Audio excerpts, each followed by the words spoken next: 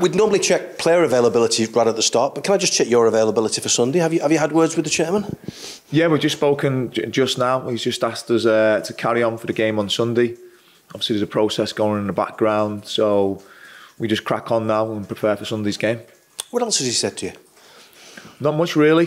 The total focus and the time has been taken up preparing the team. So that's been the pure focus, and I think he's just let us get on with it. Obviously, he's got his stuff going on in the background. So for us, it's just been getting on with the football side of it. Would you like to have the job at least until the end of the season? Has there been any discussion about that? No, we've not even spoke about that. And honestly, I'll tell you the truth on that. It's just been literally move to the next game, take the team, and then move on from there.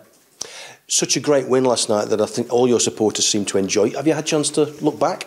No, I've been watching a bit of Wolves. I've seen some clips of bits of our stuff, but I've not had a chance to watch the full game back. But from what I remember of it, it was a real strong performance. Showed a lot of character again, and it was a really good atmosphere inside the stadium as well. I think that had a big influence on stuff. But I think the players brought that crowd with them as well. We spoke about that before the game. What was that experience like at the end when you walked onto the pitch? I think, was there a plan for a huddle in the centre circle? No, it wasn't a plan. It's just something that I seen at the end, and I could see all the lads still around, and I could see a lot of the crowd was still there. So I think it's only right that, you know, we give them that support back to them as well. I hope they enjoyed the game. We're really pleased with the way they supported the group as well. You know, they got right behind him. Like, there's a little lull in that second half, and he went again. So it was a really good atmosphere as well. Just explain what you've done. I know there's been talks of little tweaks, but yeah. What exactly have you done with these players? Just little tweaks. I think we spoke about last night about just remembering who they are. But these lads are Premier League players. I'm not going to teach them how to control and pass the ball. It's just little minor tweaks and things. And I think sometimes with the reaction with what's happened, it can give the group a bit of a jolt, and they come together and it galvanises them. And I think that's what it's done. The word freedom's been used last night and a bit again by Josh today. Have you literally said go and have a go? No, I've not said, well, just go and do what you want. We've tried to just focus on 5 or 6 key areas, and we tried to keep it really simple and give them a framework of what we want to see, and we just kept it like that. Took away all the noise, not complicated anything. And we've just given that, I wouldn't say it's freedom, I think we just give them a bit more direction on what we want from them. Had a look at the league table? No. No. Honestly? I haven't had a chance to have a look at anything. Like I said, I keep looking at these 2 press guys more than looking at anything else. In terms of the league table, a win or a draw on Sunday before Everton play Liverpool would take you out the bottom 3. How important would that be psychologically? Yes, I'm not going to lie, it would be. It would be great again to get that strong performance and get that result, a positive result. That's what we're after. When you've got to, from yesterday now, you've got to try and think of it right. That was a great result, a great performance. Now that's gone. We've got to try and make sure we harness that now and move into this game and take that bit with us and still keep trying to improve. Keep speaking about the group, and even though they're older players, their experience, we can still keep trying to improve in what we're doing. Fair to say Wolves maybe have a little bit more to play for than Southampton, so they might be maybe more dangerous for you? Yeah, I think every team in this league's dangerous. You can, even last night, you can see with Southampton, if you sleep for a moment, you can get cut open. The teams are that good, they've got that much quality. And I think every team, they're respectful about where they are. You know, they're good sides. They're not. You know, you're not talking about people who don't know what they're doing. There's top class managers, good players. So you've got to be on it. You can't take your eye off it for a minute.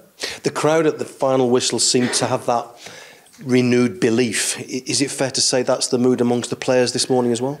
Yeah, I think that's what a performance does. I think a performance. I can only speak of being a player. When you win, it can change your world. You know, from where you've just been, all of a sudden things look better. You can go and look for things of how to fix confidence and everything else that people talk about. But sometimes the only way you can do that is by winning a football match. That's the answer. And you're clearly relishing it, and because you're clearly relishing it, would you not like to carry on a bit longer? I mean, I know it's going back to the chairman conversation, but Are you actually proactively saying to him, I'd like to stay on? No, I haven't said anything along them lines at all. We've been so busy with what's going on. I don't think that's something I'm going to do anyway. I don't think I'd be going in to say that. It's just me looking at it and thinking, how can we win the next game? How can we get that performance again? And keep the group going, keep them honest, keep them where they are, and keep trying to improve. Thank you. Yes. Mike, what's the last week been like for you personally? The last 6 days, I suppose, since the news came out, as shown. Busy. Yeah, busy. It's obviously, there's a lot going on, a lot to think about. But the good thing about here is there's a lot of good people here to help you, in and around you. So that you can't do this on your own. I've said this today, it's impossible. You've got to have good people around you. Obviously, you're thinking a little bit more. You're in front of thousands of people. You're getting judged all the time. So that side of it, you've got to think a little bit more of and making sure you're ready, making sure you're re-energised and you're ready to go, and the players can see that as well. You mentioned how they might have needed a jolt, something to galvanise them. We've clearly seen that with 4 points from 6. Can you see that on the training pitch as well, in the way that they've come back since Sean's departure? Yeah, we've not had a lot of time on the training pitch, to be fair. We've gone through bits working towards the games, and you can see little bits. But I still think, I've said to this group yesterday, and I really meant it, I think there's more to come from them. I honestly do. I think there's more in them in terms of what they can achieve. And hopefully that's just a starting point from last night. Notably, I know you're talking about kind of giving the side a bit more direction rather than teaching them how to control, pass the ball, etc. But notably, they looked more on the front foot last night. Is that what is going to hopefully keep Burnley up this season? Yeah, it's a huge part of it. I think Burnley's always had that in the past as well. I think they've been well known for that aggressiveness on and off the ball. And I think you've got that. I think you only have to look at the top sides everywhere. That's a big identity of what they do. They get after people, they're aggressive, and that's no reason. That's what we want to do as well, especially off the ball. I know you haven't looked at the league table since last night, but how far up do you think the relegation battle goes? Is it between yourselves, Everton, for that third spot, or does it go up any higher? I don't know. If I could tell you that now, then we'd all be doing something else, wouldn't we? I couldn't tell you. Everyone says, right, well, this could happen, there's permutations here, there's points there that could be picked up and dropped. I don't think that's for me to discuss. I think that might be for you guys and more than me. Naturally, playing before Everton on Sunday as well, how important is that if you can get a positive result, then it puts pressure on them, I suppose? Yeah, it obviously does, but you just said it there, it's a positive result, positive performance, and that's what we've got to look to do now. It's just, I know it sounds a bit boring, but it is. There's nothing, it's not dressing it up.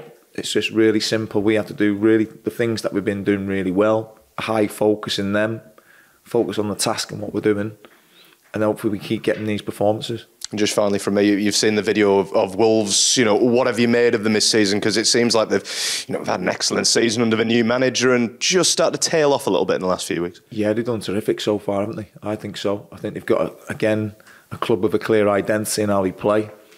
Managers who's come into new to the league and took to it really well. So their style. I think it's no great secret. But they're very difficult to play against. So again, it's up for us to try and find any weaknesses we can in them, and us to build on from them the other day. Top man. Thanks. Okay, thank you. You've played and you've managed, and you've had the misfortune to sit in commentary boxes with some really bad commentators over your time. How does this compare to your previous management spells? I mean, firstly on the this kind of stuff, but also on the working with the players. In terms of what way? Is it wildly different? Are you finding it different working with players at this level? No, I can understand what you say. I think there may be a difference. Obviously, there's a difference in quality. Obviously, there's a difference in. I think the higher up you go, players they have a real self-belief. I think they have to have that at this level. I think there's a self-belief amongst them and their own ability. I think. Maybe a little bit lower down, there's some really good players, but they don't have that real belief in themselves.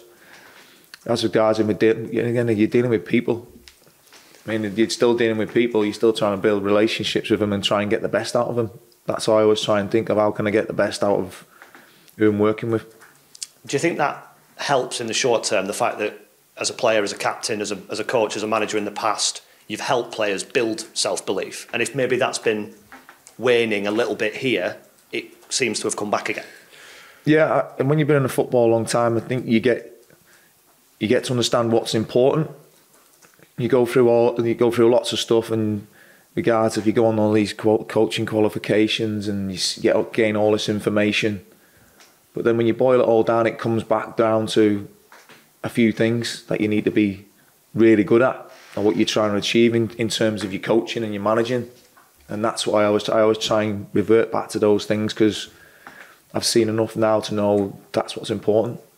Does it focus those things in your mind when you have a spell, excuse me, when you have a spell out of the game, like you did? Yes. Oh, most definitely. Because when you're in it, it's full on. It's full on. You don't get time to breathe sometimes. And when something like that happens, you have to go away and reflect. What was you doing? What could you do better? And I've always done that. Even as a player, I've always had to find out where did I go wrong, how can I improve? And I'll always continue to do that. And I think that's the way you've got to work with your players as well.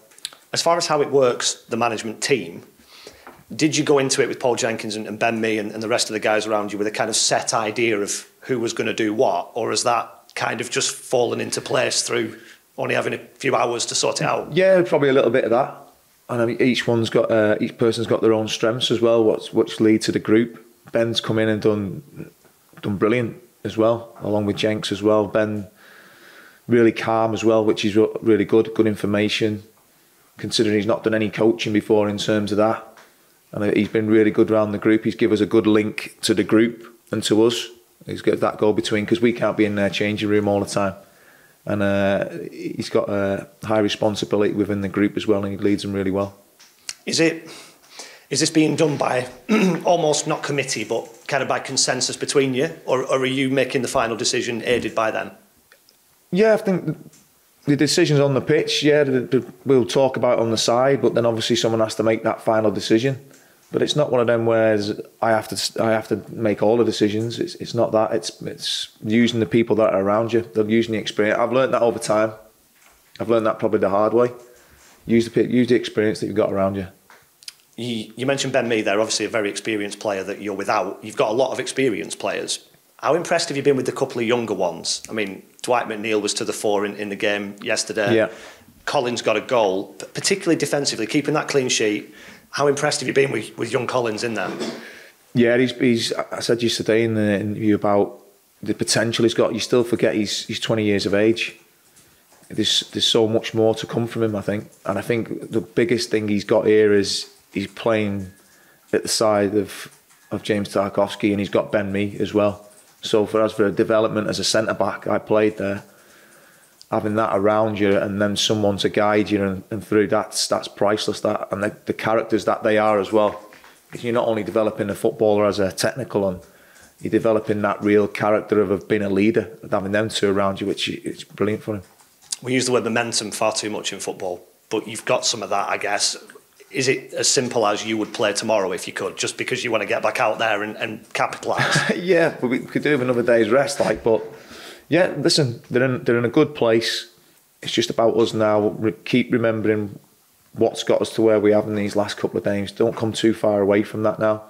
Don't get too carried away. You know, there's so much football to be played, and there'll be still some ups and downs along the way. Do you feel like they've set the standard in the last couple of games? Yes, I think they have. But I think they can do more in terms of their improvement in the things that we're asking them to do and what that group's actually good at, which is that coming together, that grit, that mentality. Keep building on that. And is this the first time in managerial interview history that you've said we're taking it one game at a time? Literally, because you can only take it one game at a time. Yeah, it's an old cliche thing, isn't it? But it is. That's where it's at this moment in time. I think that's the best way in this situation to deal with it, rather than look too far ahead. Just deal with the next game. Keep that focus on that. And we know you've not spoken to the chairman about your future in this role. Have you had assurances your future will be at Burnley, though? I haven't had any assurances about it. All I've done is, honestly, I've literally just going from prepping for games, dealing with these guys again, the press at the side of me. So that's took up all my time. Thanks, Matt. No problem. Thanks, Matt. Is it conversations with the chairman and literally phone call by phone call, game by game? It's not a bigger picture discussion for you to get involved in? No, not at all. It's just been, yes, we'd like you to take the next game. Me and Jenks, and obviously with Ben, and that's where we're at. Do you sort of expect anything to happen, change in the next week? Whether that's, they say to you, can you do it till the end of the season, or we're bringing an interim in, or we're bringing a permanent in, or we're going to do something, or do you feel it might just continue as it is for the foreseeable? I'm not too sure, to be honest. As I keep saying, we've asked to prepare for this game. I wish I could give you more. I don't know any more apart from that. I know there's a process going on in the background, which you would expect. Yeah. And I don't know what that is. I don't know what that is. And for me, I'm delighted to be taking the team, and we're just focusing on the next game. You mentioned tweaking a few things. Did you seek out the views of the squad when you came in on what they felt maybe could be changed, what they felt could be better, or did you guys go in and sort of impose your ideas on them? We just tweaked a couple of things just from ourselves and from what we'd seen, what we might have thought that might just help the team a little bit without going too far away from what they're good at already. That was the only thing. I don't think you can go wholesale changes in the space of a week when you've got 3 games in 6 days. So again, what was going to have the most impact and help them the most? Is there anything that you've sort of really put an emphasis on? I mean, we speaking to Josh just now, and he sort of mentioned playing a bit more patient possession-wise, and perhaps playing 5 yards higher up the pitch. Are they 2 of the areas you wanted to get across particularly, or? It's just been, again, it's a set of principles, a set of ways of what we want to play. Obviously, I don't want to go into too much about that, but it's 5 or 6 things that we know we need to nail. And that's what we're focusing in them areas, so it keeps everyone aligned in what we're doing. And I think that's the best way, from what I've seen, the way I've worked before. I think that's the best way. It keeps everything really simple. And just lastly for me on the injury situation, I think obviously we know Ben's unavailable. Johan, I think, is a while off still. Yeah. Eric Peters. Yeah, he's going well, Eric. He's doing a lot of running on the grass. So he's probably ahead of out the ones that are injured. He's probably right where he needs to be. And just on Ashley Westwood, is there any sort of idea on a timescale? Is it like 6 months, 3 months, a year, or? No, they've not said that at this moment in time. I think Ash has been told what it could be, but he's got in his own end the type of guy he is. He wants to try and beat that time what someone else has got back from. So we're just delighted that the operation's gone well. You're not going to share what that timescale is with us? I don't. Honestly, I don't really. If I go and say it's 6 months, 8 months, I don't really know. Obviously, it depends on how your injury goes and as you go.